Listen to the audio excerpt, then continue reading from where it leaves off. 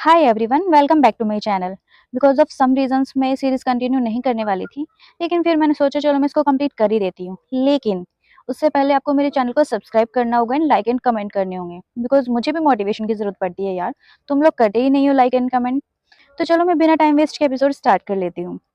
15th episode की शुरुआत वहीं से होती है जब जिंगयान यान को उठाकर घर ले आता है। यान के घुटने पर चोट लगी होती है तो जिंगयान उसे पूछता है, क्या ये अभी भी दर्द कर रही है? यान कहती है, मैं ठीक हूँ। जिंगयान उसे सॉरी बोलने लगता है। यान पूछती है, तुम सॉरी क्यों बोल रहे हो? जिंगयान कहता है, मैंने तुमसे प्रॉमिस किया था, मैं हमेशा तुम्हारा ख्याल रखूंगा, कभी तुम्हें हर्ट नहीं होने दूंगा, लेकिन आज जो कुछ भी तुम्हारे साथ हुआ मैं अपना प्रॉमिस पूरा नहीं कर पाया। ये बोल ही रहा होता है तभी यान उसे किस कर लेती है और कहती है, तुम पागल हो गए हो क्या? तुम क्या बोले जा रहे हो? तुमने हर बार मेरे लिए बहुत कुछ सहन किया है, और वैसे भी अब हम दोनों एक हैं। हमें एक दूसरे पर ट्रस्ट करना होगा एंड हर एक प्रॉब्लम को साथ मिलकर फेस करना होगा। जिंगन कहता है, तुम सही कह रही हो, और उसे हक कर लेता है। इसी बीच जब ग्रैंडपा को न्यूज के बारे में पता चलता है तो वो तभी घर आ जाते हैं। ये दोनों पूछते हैं, आप अचानक हॉस्पिटल से क्यों आ गए? आपकी तबीयत ठीक नहीं हुई है? ग्रैंडपा यान से कहते हैं, मैंने वो न्यूज देखी है, इसलिए तुम चिंता मत करो, तुम्हारे ग्रैंडपा तुम्हारे साथ हैं। जिंगन कहता है, मैं यान का ख्याल रख लेता डैड, आपको हॉस्पिटल से नहीं आना चाहिए था, आपकी हेल्थ ज्यादा इंपॉर्टेंट है। ग्रैंडपा गुस्सा करने लगते हैं कि तुम इस तरह यान का ख्याल रखोगे। तभी अन ग्रैंडपा को अपना ख्याल रखने के लिए कहते हैं कि आपको इतना स्ट्रेस नहीं लेना चाहिए। ग्रैंडपा उसकी एक भी बात नहीं सुनते और जिंगयान से कहते हैं, जल्द से जल्द इस प्रॉब्लम का सॉल्यूशन ढूंढो। जिसके बाद जिंगयान और शू यहाँ से चले जाते हैं। उनके जाने के बाद ग्रैंडपा यान से बात करते हैं। ग्रैंडपा कहते हैं, अब तो तुम्हें समझ आ गया होगा मैं क्यों तुम्हारे और जिंगयान के रिलेशन के अगेंस्ट था। लोग तुम्हारे इस रिश्ते को लेकर इस तरह रिएक्ट कर रहे हैं। यान कहते हैं, मैं आपकी बात समझ रही हूँ, लेकिन इस तरह के स्कैंडल तो डेली फैलते रहते हैं। लोग थोड़े दिन बात करते हैं और फिर भूल जाते हैं। ग्रैंडपा कहते हैं, तुम सच में बहुत जिद्दी हो, मुझे बताओ क्या तुम सच में जिंगयान को इतना पसंद करती हो? यान हाँ में सर हिलाते हुए कहती है, पहले मैं जिंगयान को एक फैमिली मेंबर की तरह ट्रीट करती थी।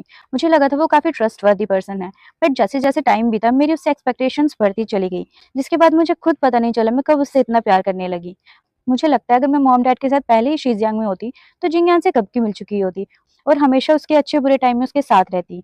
ग्रैंडपा उसकी बातें सुनकर कुछ भी नहीं कहते, बिकॉज वो समझ चुके होते हैं यान जिंगयान के लिए बहुत ज्यादा सीरियस है। अगले सीन में जिंगयान ग्रैंडपा से मिलने के लिए आता है। ग्रैंडपा सिचुएशन के बारे में पूछता है कि अब तुम इन सब से निकलने के लिए क्या करने वाले हो?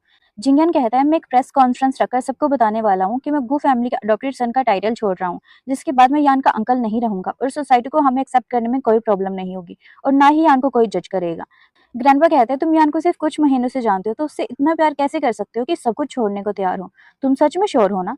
जिसकी रिप्लाई में जिंगयान हाँ में सर हिलाते हुए कहता है, मैं यान से शादी करना चाहता हूँ। अगर आप चाहते हो तो मैं शादी करने के बाद उस शादी को सीक्रेट रखने के लिए भी तैयार हूँ।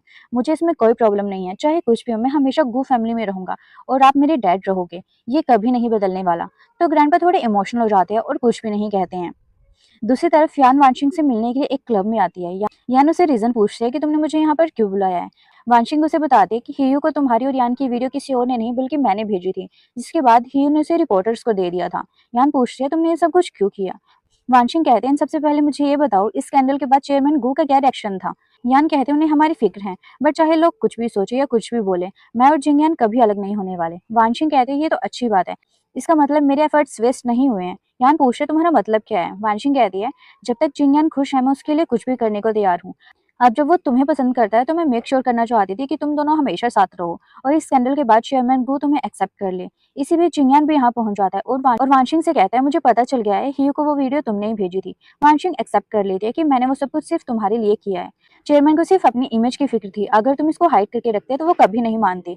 अब जब सब कुछ सामने आ गया है तो उन्हें एक्सेप्ट करना ही होगा और तुम्हारी साइड लेनी होगी, मैं बस यही सब कुछ चाहती थी। जिंगयान कहता है, तुम्हें ये सब कुछ करने के लिए किसने बोला था? ये मेरा फैमिली मैटर है और मैं नहीं चाहता तुम इन सबके बीच में आओ। इतना कहकर जिंगयान यान को लेकर यहाँ से चला जाता है। तने दोनों एक खूबसूरत सी जगह पर आते हैं जहाँ जिंगयान हमेशा आता है जब वो किसी बात को लेकर परेशान होता है, बिकॉज यहाँ आकर उसे काफी रिलीफ फील होता है। यान काफी खुश होती है। जिंगयान उसे वानशिंग की तरफ से सॉरी बोलते हुए कहता है, एक्चुअली में वो बुरी इंसान नहीं है, वो बस बचपन से ही मेरे बारे में कुछ ज्यादा ही सोचती है, लेकिन तुम फिक्र मत करो, मैं सब कुछ हैंडल कर लूंगा, आज के बाद वैसा कुछ नहीं करेगी। यान कहते हैं, मैं वानशिंग की फीलिंग समझती हूँ और क्या पता उसका आइडिया काम आ जाए एंड ग्रैंडपा हमारे रिलेशन को एक्सेप्ट कर ले। जिंगयान स्माइल करने लगता है। यान कहती है, अब तुम मुझे बात बात पर सॉरी कहना बंद कर दो, मेरे लिए तुम बहुत इंपॉर्टेंट पर्सन हो, इसलिए मैं चाहती हूँ तुम हमेशा स्माइल करते रहो, मैं हमेशा तुम्हें खुश देखना चाहती हूँ। इसी बीच जिंगयान एक बॉक्स यान की तरफ करता है जिसमें एक प्यारी सी रिंग होती है।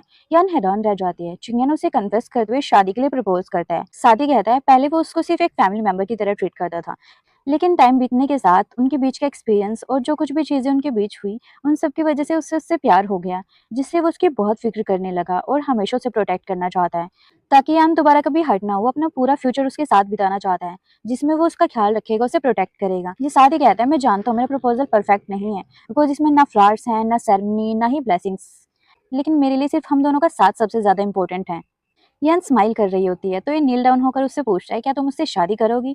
शाओयान काफ़ी इमोशनल होकर उसके प्रपोज़ल को एक्सेप्ट कर लेती है, जिसके बाद ये उसे रिंग पहना देता है एंड दोनों हग कर लेते हैं। नेक्स्ट डे रिपोर्टर्स कंपनी की बिल्डिंग के बाहर इकट्ठा हो जाते हैं, ताकि उन्हें जिंगयान और यान की रिलेशनशिप को लेकर क्वेश्चंस के आंसर मिल सके। जैसे ही शाओयान और जिंगयान यहाँ पहुंचते हैं, सब लोग उनसे क्वेश्चन करने लगते हैं कि आप दोनों का रिश्ता क्या है। इसी बीच ग्रैंडपा बिल्डिंग से बाहर आते हैं, ये ओपनली कंफर्म कर देते हैं कि उसके अडॉप्टेड सन गो जिंगयान और उसके ग्रैंड डॉटर शाओयान एक रोमांटिक रिलेशनशिप में है और वो दोनों जल्द ही शादी करने वाले हैं। ये सुनकर सब लोग शॉक्ड रह जाते हैं, इंक्लूडिंग शाओयान।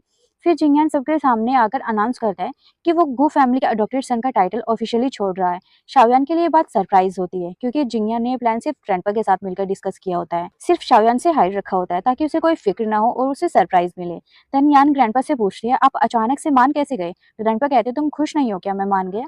यान कहती है, ऐसा नहीं है, लेकिन ये आप दोनों का प्लान था जिसके बारे में आपने मुझे नहीं बताया। ग्रैंडपा कहते हैं, जिंगयान ने बताने से मना किया था। जिंगयान कहते हैं, ये सही कह रहे हैं, मैंने तुम्हें बताने से मना किया था, और वैसे भी तुमसे शादी होने के बाद मैं तुम्हारा हस्बैंड बन जाऊंगा, जिसकी वजह से मैं अडॉप्टेड सन का टाइटल छोड़ने के बाद भी गो फैमिली का पार्ट रहूंगा। यान खुश हो जाती है, ग्रैंडपा भी इन दोनों के लिए काफी खुश होते हैं और उन्हें ब्लेसिंग्स देते हैं। इसी बीच अब्रोड में जी को शिजियांग से न्यूज मिलती है, जो कि जिंगयान और शाओयान के रिलेशनशिप के बारे में होती है, कि उनकी शादी होने वाली है, जिसे सुनकर वो शॉक्ड हो जाता है और तुरंत फ्लाइट बुक करके वापस आ जाता है। एंड फाइनली वो डे आता है जब जिंगयान और यान की शादी की सेरेमनी चल रही होती है। ये दोनों काफ़ी क्यूट लग रहे होते हैं एंड एक दूसरे के हाथ में हाथ डालकर स्लो मोशन में चलकर आ रहे होते हैं। सब लोग इनकी तारीफ कर रहे होते हैं। ये लोग रिंग्स एक्सचेंज करते हैं एंड काफ़ी ज़्यादा खुश होते हैं। जिंगन यान को किस करते हैं।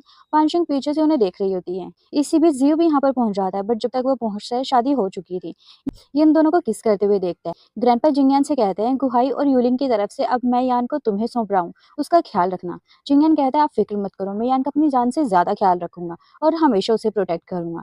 साथ ही यान से कहता है, अब मैं पूरी तरह से तुम्हारा वो मिसेस जिंगयान। यान स्माइल करने लगती है। इधर वानशिंग मन ही मन जिंगयान को कॉन्ग्रेचुलेट करती है। तभी जियो की नजर वानशिंग पर पड़ती है। ये उसके एक्सप्रेशन देखकर समझ आता है कि वानशिंग के दिल में जिंगयान के लिए फीलिंग्स है, जिसे देखकर जियो के मन में कुछ खुराफाती आने लगता है। एंड इसी के साथ ये एपिसोड एंड हो जाता है। Thank you for watching and channel को सब्सक्राइब करना मत भूलना।